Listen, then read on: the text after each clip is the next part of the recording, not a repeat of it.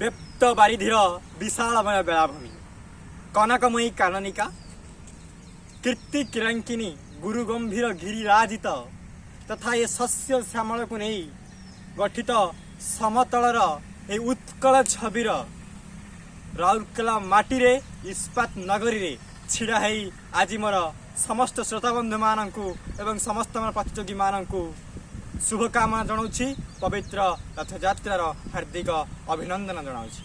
आज ये तर्क प्रतियोगिता मोर विषय वस्तु रखी देश प्रेम नुहे राष्ट्रवादी हेबा दरकार कहीं ये विषय वस्तु रखागला आपण मोर अभिभाषण मध्यम आगे बुझीपारे।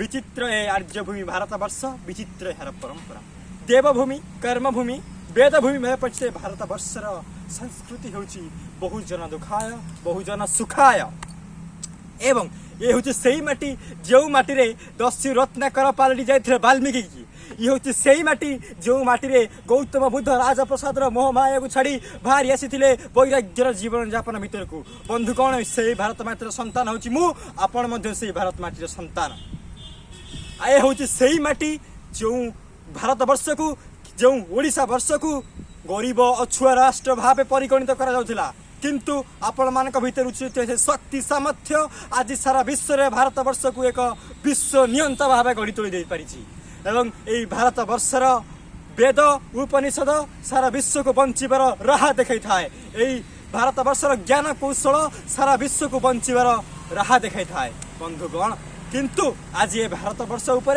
पड़ी बहुजनकर आखि जो बड़ी भावे निष्ठुर भावे भारत उपर आक्रमण करा जाई परिछि एवं सेथिपाई मु कहूची देश प्रेम नुहे राष्ट्रवादी हेबा दरकार जो बड़ी भावे संकट उपर संकट माड़ी चली भारत उपर एक विधिवत भावे युद्ध घोषणा होई नथिले मध्य 5टी फ्रंट रे भारत आज लड़ाई करुछि। नंबर 1 चीन सहित, नंबर 2 पाकिस्तान सहित, नंबर 3 कोरोना सहित, नंबर 4 दायित्वहीन विरोधी, नंबर 5 आभ्यंतरीण गदार मानक सहित।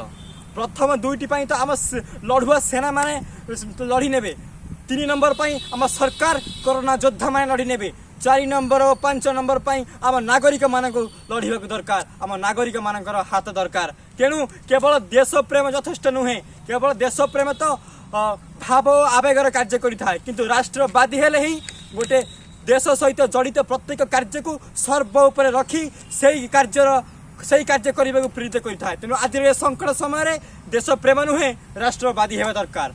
कहीं कथा कहूँ आप ठीक से जानी जून मास 15 तारिख दिन जो भाव चीन और भारत सीमार एक रक्तपात घटी से रक्तपात 20 जवान शहीद हो जाते जो भाव 20 वीर जवान को भारत माटी हरई राह धरी कांदुची से वीर पुओ को आज खोजुची किंतु से वीर पुओ आज अफेरा राइज को उड़ी जाइछंती। से 2 जन ओडिया थे जहाँ ओडिशा गर्व अनुभव करुच्ची। केन्दुझर जिला, कंधमाल जिला एवं मयूरभंज जिलार जो 2टी ओडिया युवक आज शहीद हो जाइछंती तांकु माटी माँ झुरुची। स्नेहमयी माँ से अफेरा राइजर पुअर स्मृति को मन पकाई शहीद पुअर गाथा गाउची। बंधुक मुन धरी मृत्यु को छाऊ सहित खेलुथिबा से वीर जवान आज अंधकार मध्य लुचि जाइछि। तेणु जो भावे यही भाव जो 20 जवान शहीद हो गए तेणु सारा भारत वर्ष आज चीन विरोधी आक्रोश देखा मिली। चीन गठित जिनस को त्याग करने चीन जनित जिनस को वर्जन करने आज सारा भारत वर्ष आज शपथ ग्रहण करने को पछई ना। तेणु आज भारत वर्ष रे भारत एवं चीन सहित जो भाव प्रति वर्ष को 6,81,000 कोटी अर्थनैतिक कारोबार चली थाए। आम देश में 40,000 व्यवसायी मनोनीत कर 3,000 चाइना प्रोडक्ट को वर्जन करेंगे तालिका आरंभ हो सारी। ये प्रक्रिया आरंभ हो सारी। ओडिशा में देखा मिली तार झलक सबुआड़े चीन विरोधी आक्रोश, सबुआड़े चीन जिनस को पोड़ा जला चीन जो अच्छा सरकार जिनपिंग पुष्पपुतलिका दाह करने को पछई ना आज भारत वर्ष। कहीं जो भाव कूटनैतिक भाव चीन पछपटु आसी भारत को छुरी माड़ कर देश प्रेम यथेष्ट नुहे बंधुगण राष्ट्रवादी हेबा दरकार। तेणु ए 20 शहीद 20 जवान जो बलिदान केवल व्यर्थ जीवनी प्रधानमंत्री मुहे मुहे कही। तेणु भारत शांति चाहे किंतु भारत उस्केवा चेष्टा करे ना तेबे से मुह तोड़ जवाब दबा को भी पछे नहीं एक कथा प्रधानमंत्री नरेंद्र मोदी जन सारा भारत वर्ष को।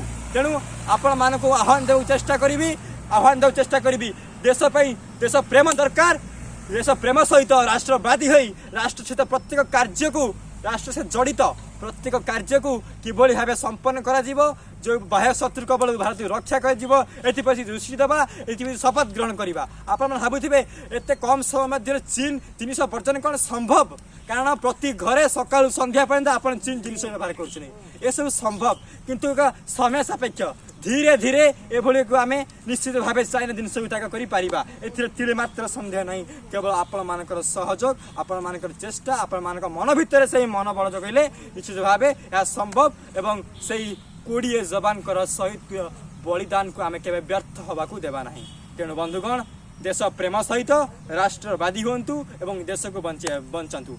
तेणु आपण मानकर सहयोग केवल देश नुहे सारा विश्व चाह बसी आपण माने विश्वर भाग्य नियंता प्रस्तुत तो निश्चित भाव में एति कही मोर वक्तव्य शेष करुछि। नमस्कार।